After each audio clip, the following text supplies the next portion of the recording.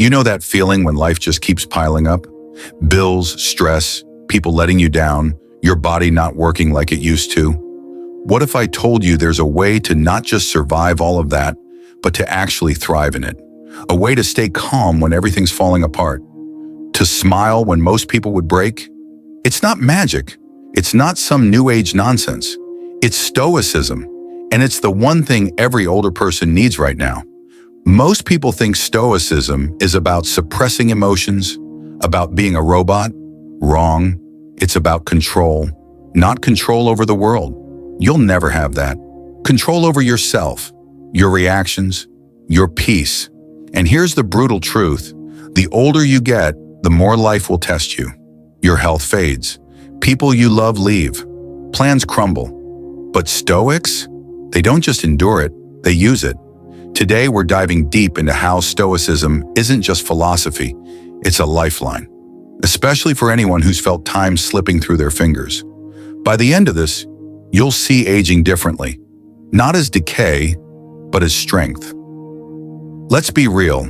Aging hurts, not just physically. You wake up one day and realize you're invisible.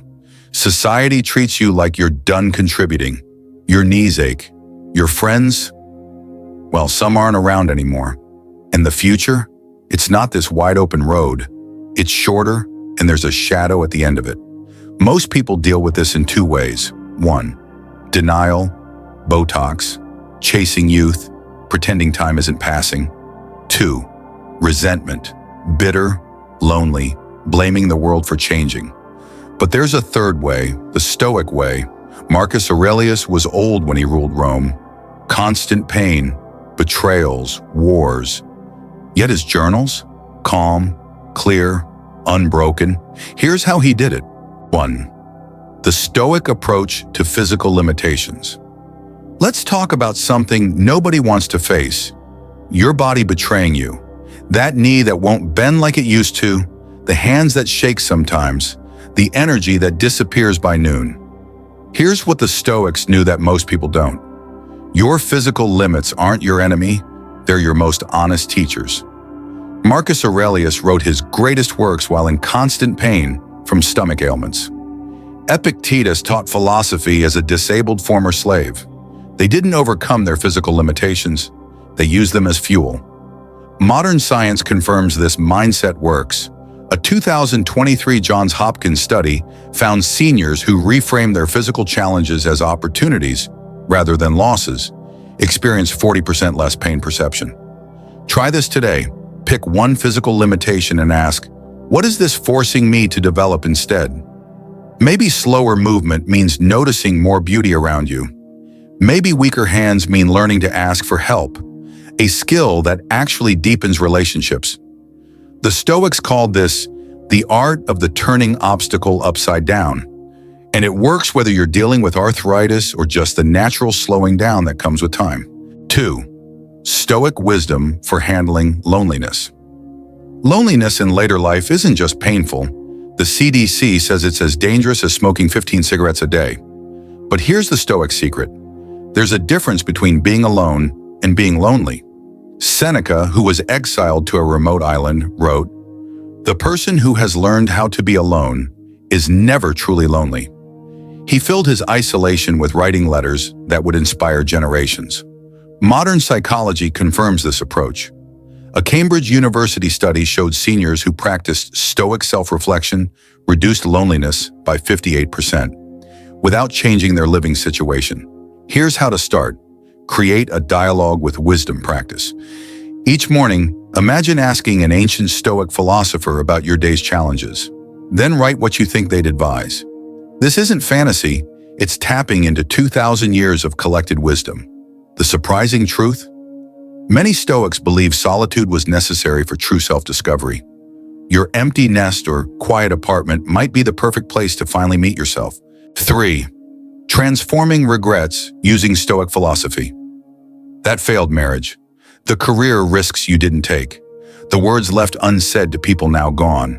Regrets can feel heaviest in later life, but Stoics have a radical approach. Your regrets aren't mistakes, they're unprocessed lessons. Marcus Aurelius wrote, "The obstacle becomes the way." Neuroscience backs this up. Studies show people who reframe regrets as learning experiences show increased activity in growth-related brain regions. Here's a powerful Stoic exercise. Take your biggest regret and analyze it through 3 questions. 1. What did this teach me about my values? 2. How did this prepare me for what came after? 3. Who could benefit from this hard-earned wisdom? A 70-year-old client of mine used this method on his divorce and ended up mentoring young couples. Your life's mistakes might be the exact experiences someone else desperately needs to hear about. 4. Stoic strategies for financial anxiety and retirement. Money worries don't retire when you do, but the Stoic approach to wealth has nothing to do with account balances and everything to do with perspective. Musonius Rufus taught that true wealth is needing little, a concept validated by Princeton researchers who found emotional well-being peaks at modest income levels. Try this Stoic wealth assessment.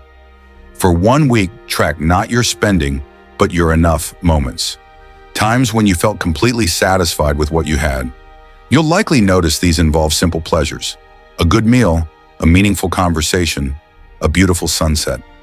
The Stoics called this voluntary simplicity, not deprivation, but liberation from endless wanting. One retired teacher I know keeps what she calls a enough list, 10 non-monetary things that make her feel wealthy. Today it includes time to watch birds at the feeder.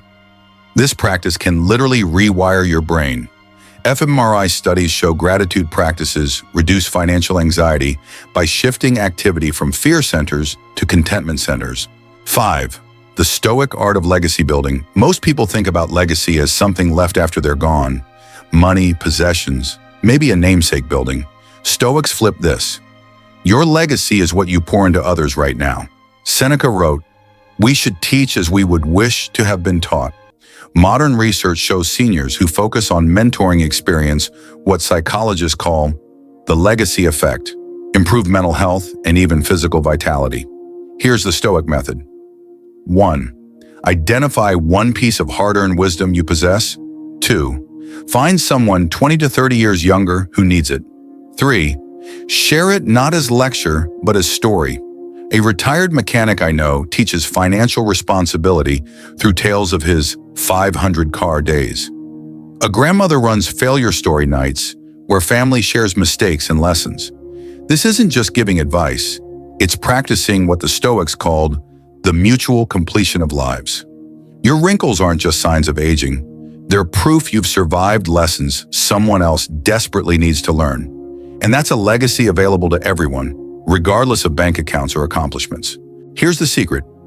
Stoicism isn't about avoiding emotion, it's about choosing your battles. An old boxer doesn't rage at his shaky hands, he adjusts his stance. That's wisdom. That's winning. So, aging, it's not your enemy, it's your edge.